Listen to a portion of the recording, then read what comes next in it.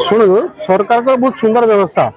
किंतु सर्टिफिकेट स्वतंत्र खाली सर्टिफिकेट में चिंता कर सर्टिफिकेट कैंपटा होती सर्टिफिकेट बोली कथा नुहे समस्त विभाग सब ऑफिसर माने गोटे गोटे स्टॉल देकी बसचंती जिते सब सुविधा लोकों पाखे पहुँची पार से आम जानू जे सफलता पाई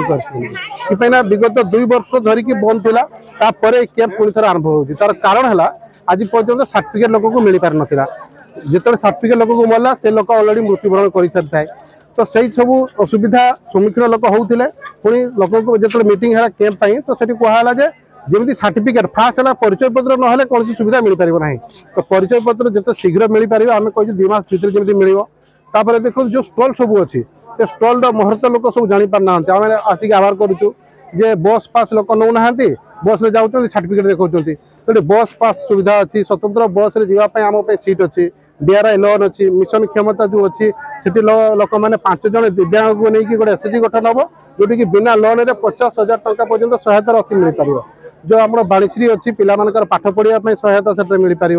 आपंकर कृषि विभाग जो बसी बतक पालन हो कि आपंकर कुकुड़ा पालन हो फ्री ऑफ कॉस्ट 50-60 से मिल पार रखापी घर घर अगणार तो ये मुझे चाहिए जे एते सरकारी भिन्नकम योजना अच्छे किंतु कहीं लोकों पाखे योजना आज पहुँची पारे सरकार उदासीनता ना देखो लोक आ बाबद अवगत नुहे लोकंकर कौन सी भूल नहीं कि लोकों पाखे योजना सठिक पहुँची पार नहीं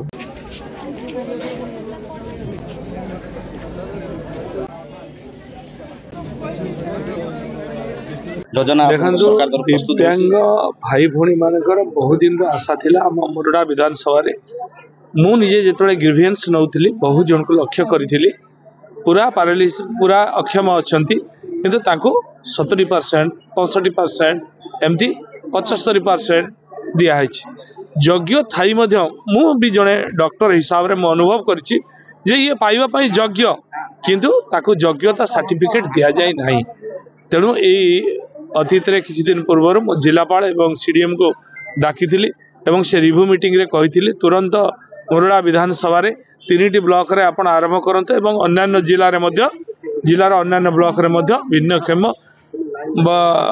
आमर जो भीम भईंकर योजना अच्छी